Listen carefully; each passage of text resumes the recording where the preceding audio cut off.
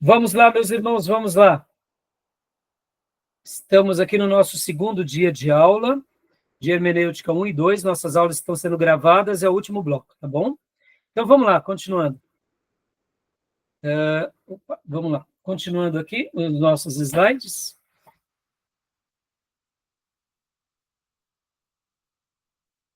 Pode ler para nós, Beatriz, por gentileza? Esse slide é muito rico. Ok. Para uma correta aplicação das escrituras na pregação, devemos antes ter uma atitude correta de estudos com relação ao texto sagrado. Ou seja, né? Só uma pausa, Beatriz. A gente... Bom, vamos lá. Então, Deus se revela, Deus deixa... Agora, a gente precisa ter uma atitude correta. E por isso que o título é Hermenêutica com Segurança. A gente não pode ser leviano. Vamos lá, vamos aqui imaginar uma coisa. Somos arqueólogos e descobrimos o rolo de Ciro. Lembram? Rolo de Ciro? Um artefato histórico e tal. Somos arqueólogos, joga aí, põe na carroça e leva lá, vamos ver o que... Opa, não, é um achado arqueológico. Como eles tratam de um achado arqueológico? Como eles tratam de um achado lá, de um túmulo de um faraó? Todo cuidado, porque pode ser que ali se decifre a história, pode ser que informações que a gente não imagina, a gente possa ter, né? Então, com a escritura, a gente precisa ter esse cuidado, uma atitude correta, né? Por quê? Porque senão seríamos muito levianos, né? Uma pessoa que vai fazer medicina, ele olha a vida do ser humano com mais cuidado do que uma pessoa comum. Uma pessoa que vai se tornar um piloto de avião, tudo que se trata sobre aviação, clima, tempo, nuvens, para ele é muito mais relevante do que para nós. Para nós, só está chovendo, só é nuvens. Para ele, não. Para ele, pode ser a razão da vida e da morte. Para nós, perceba, esse cuidado gera em nós o zelo, o amor por aquilo que admiramos. Um esportista, seja ele de qual área for, ele procura entender melhor aquele esporte, ele procura entender melhor a dinâmica, ele procura entender melhor os oponentes. A vida deve ser assim, né? Então, continua para nós, Beatriz, por gentileza. A escritura nada se acrescentará em tempo algum, nem por novas revelações do Espírito, nem por tradições dos homens. Reconhecemos, entretanto, ser necessária a íntima iluminação do Espírito de Deus para a salvadora compreensão das coisas reveladas na palavra. Aqui há algumas circunstâncias quanto ao culto de Deus e ao governo da Igreja, comum às ações e sociedades humanas, as quais têm de ser ordenadas pela luz da natureza e pela prudência cristã, segundo as regras gerais da palavra, que sempre devem ser observadas. Olha só, vamos aqui dissecar esse parágrafo, porque aqui é uma pérola esse parágrafo. A escritura nada se acrescentará em tempo algum. Os irmãos estão de acordo com isso daqui? Sim ou não? Sim. E se não tiver, né, a gente vai ter que parar para pensar, porque hoje um dos problemas da igreja atual, inclusive de igrejas batistas e de novas Assembleias de Deus, é que eles estão fazendo o quê? Uma releitura das Escrituras. No contra Gálatas, né? Ou seja, eles estão fazendo uma nova hermenêutica. Concordam? Uma nova interpretação. Então, eu lamento. Eu fico com o coração partido e a minha única coisa é falar e corrigir a esses pastores e orar por eles. Como eles se sentem muito grandes e muito sábios, então eles não têm dado ouvido para outros pastores, eu diria, de linha ortodoxa. E eu lamento a postura desses irmãos. Eles estão se tornando heréticos, que agora estão usando filosofias humanas, ideologias humanas, políticas, e todo tipo de desordem para sustentar uma reinterpretação, para se adequar ao sistema contemporâneo. Irmãos, lembra que na minha primeira aula, no primeiro dia de aula, hoje é o nosso segundo dia de aula, eu falei que Jesus venceu o diabo pela palavra? No momento em que eu altero a palavra, quem é que está vencendo o embate? É Jesus ou é o diabo? Acabou. Essas igrejas, elas estão entregando a direção da igreja, por causa dessas práticas, ao ensinos de demônios. É simples assim. Elas não terão mais autoridade espiritual e elas se tornarão escravas desses ensinos. E, para piorar, eles estão sendo fruto daquilo que Paulo também diz, que muitos nos finais dos tempos apostatarão da fé. O que é a apostasia? É o esfriamento, ou seja, a igreja agora é só um clube, é um lugar para que a gente se sinta bem. Se eu me sinto bem, eu vou. Se eu não me sinto bem, não serve para mim. Ou seja, desfigurou-se aquilo pelo qual o Senhor deixou para nós. Desfigurou-se. A Beatriz, no módulo anterior, tinha mencionado sobre países que passam grandes perseguições, quando olham para os brasileiros, falam, nossa, vocês têm muita liberdade e não sabem aproveitar.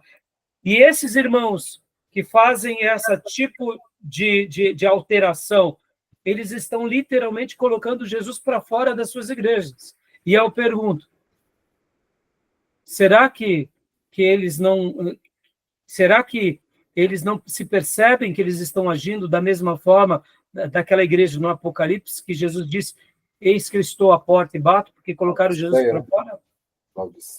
Laodiceia, entenderam?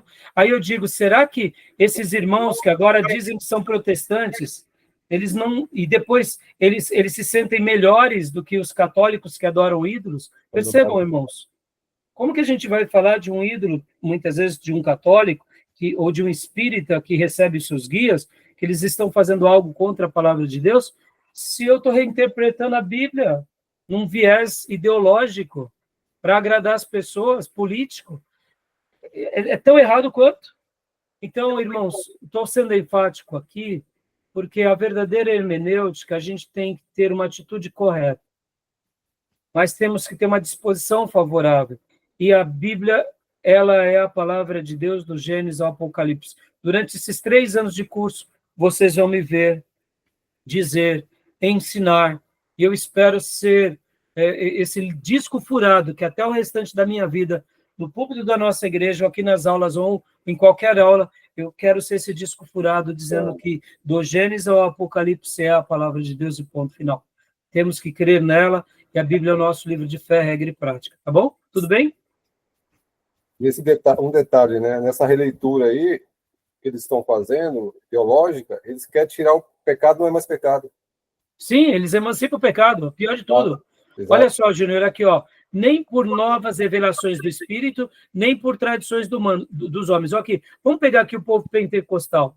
Não, porque Deus está dizendo que nós somos agora a última bolacha do pacote, que todo mundo está desviado. É uma revelação do Espírito, claro que não é o Espírito de Deus, né? Mas é uma pessoa que foi, num primeiro momento, sendo conduzido pelo Espírito, pelo dom, porque, irmão, a gente não pode dizer que uma pessoa que uma pessoa não recebeu o dom do Espírito Santo. Ela até recebeu, mas em algum momento ela se perdeu. Estão entendendo? Então, vamos pegar aqui pessoas que se perderam por revelações. Vamos pegar pessoas que se perderam. Eles ainda se perdem, mas eles não são por questões éticas e morais. Eles enxergam o que eles estão fazendo está certo. E aqui, ó, tradições humanas.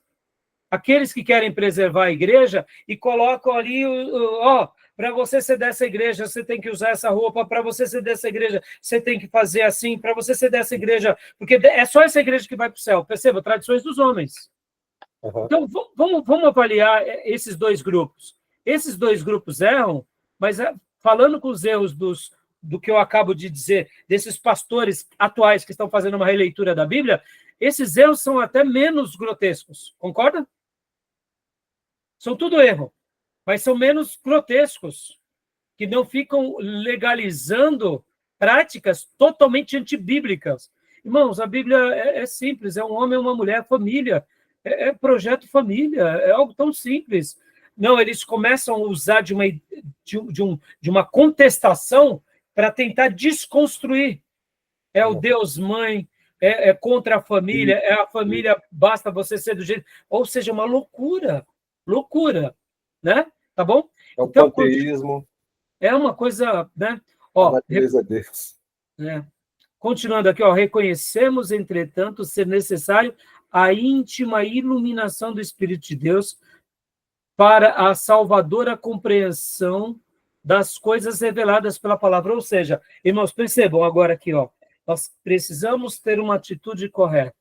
Sim, cognitiva, como atenção, como estudo, mas numa profunda dependência de Deus. Como se Deus não nos ajudar, a gente não vai entender nada. Se Deus não nos esclarecer, a gente vai criar uma religião a mais. Perceba, não era assim que viviam os apóstolos? Era. Não era assim que vivia a igreja primitiva? Era. É assim que a gente tem que viver.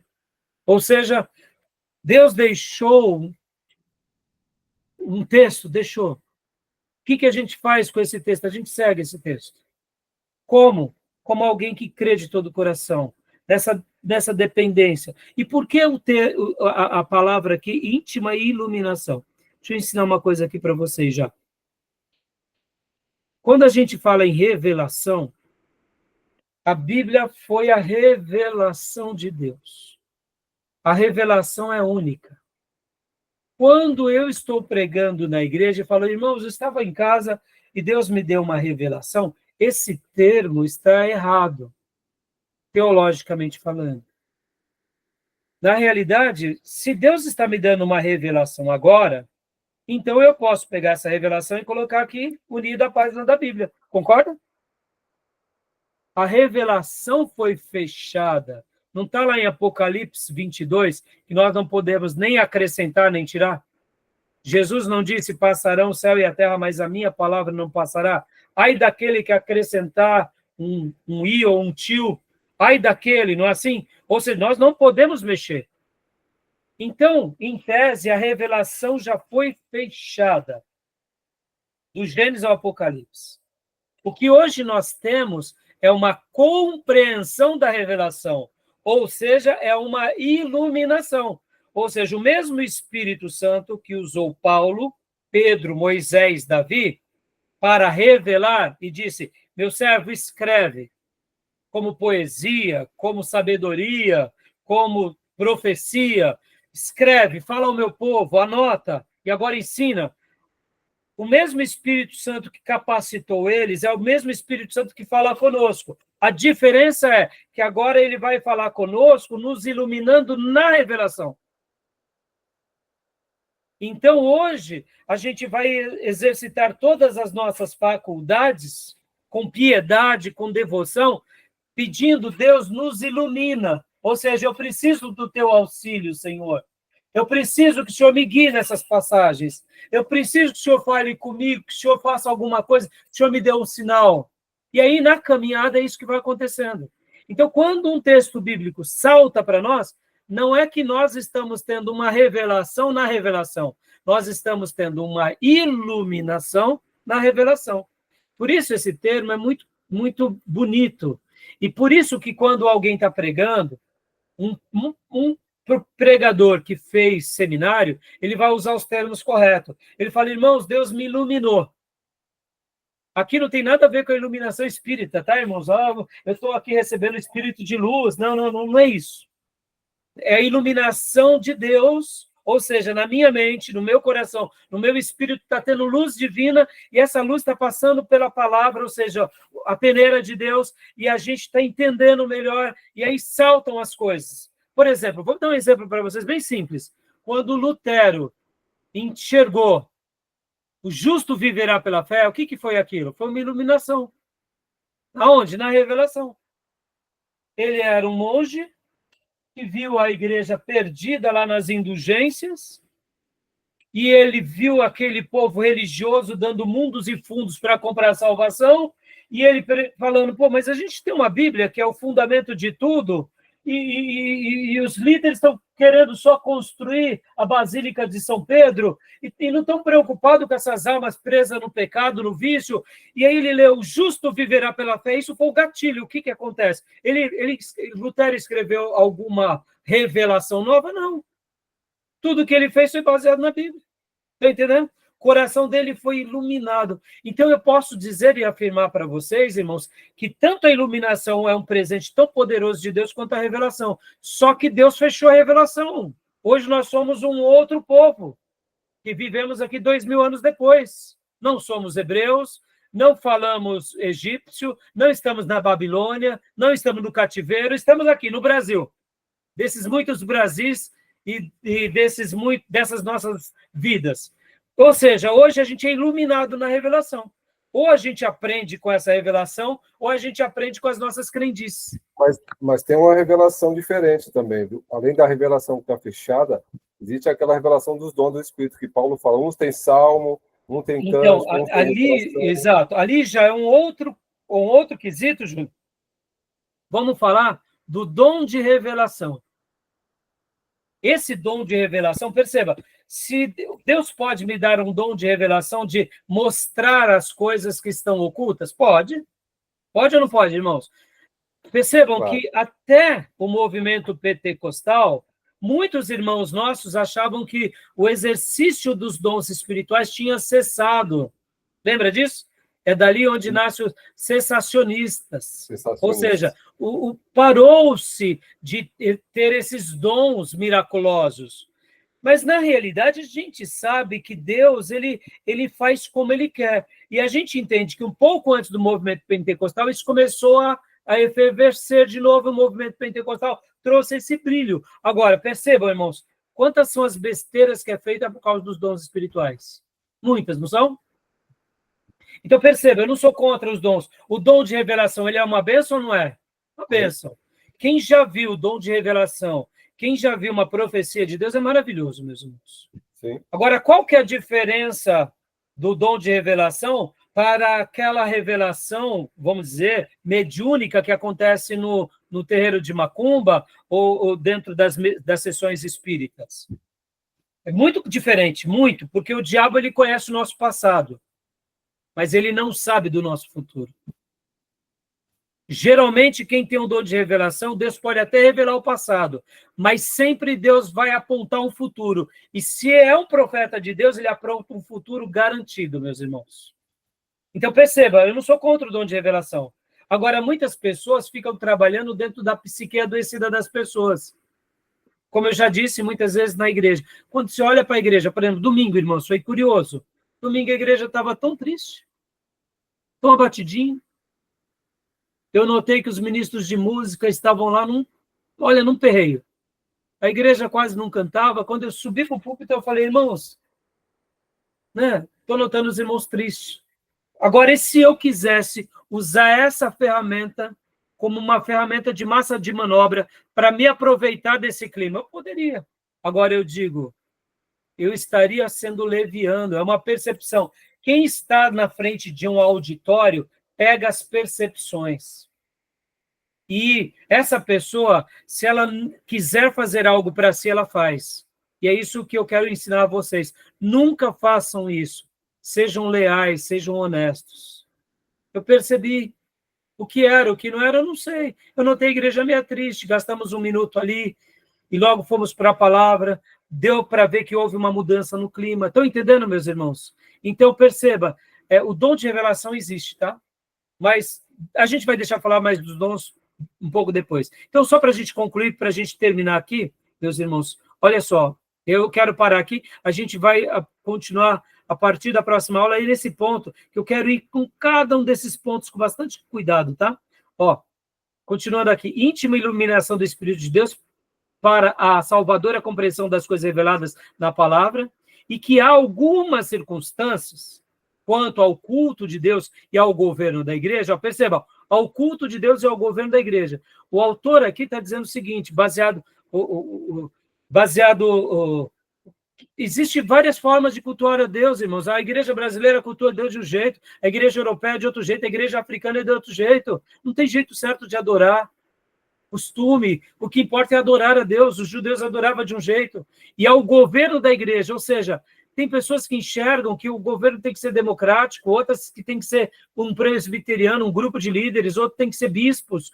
Tudo bem, ou seja, essas coisas são secundárias, ó. Comum às ações e às sociedades humanas, as quais têm de ser ordenadas pela luz da natureza e pela prudência cristã. Ou seja, em coisas principais a gente usa a palavra, em coisas secundárias a gente abre margem às discussões. A gente não está aqui para dizer que só é a visão batista que está correta. Não, não.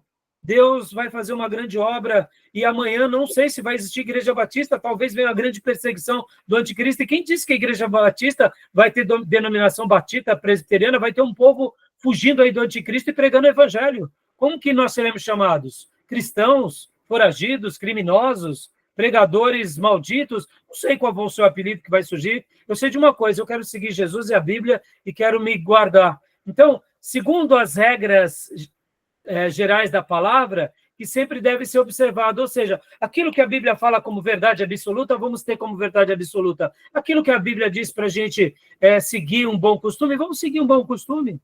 E vamos, assim, né, ter esse cuidado, essa atitude correta, tá bom? E aqui eu vou parar, porque eu queria ter pego o livro para a gente ler, eu separei alguns pontos, mas não deu, não tem. Como eu disse, meus irmãos, algumas aulas nossas, algumas matérias, tem vezes que eu faço 8 encontros, porque a classe absorve muito bem. E tem vezes que aquela classe eu faço 10 encontros. Por quê? Porque eu acho a necessidade de que os irmãos assimilem melhor aqueles conceitos, tá bom? Tudo bem até aí? Então, a gente vai vir aqui para a próxima aula, aqui, ó, condições para que se faça uma hermenêutica segura.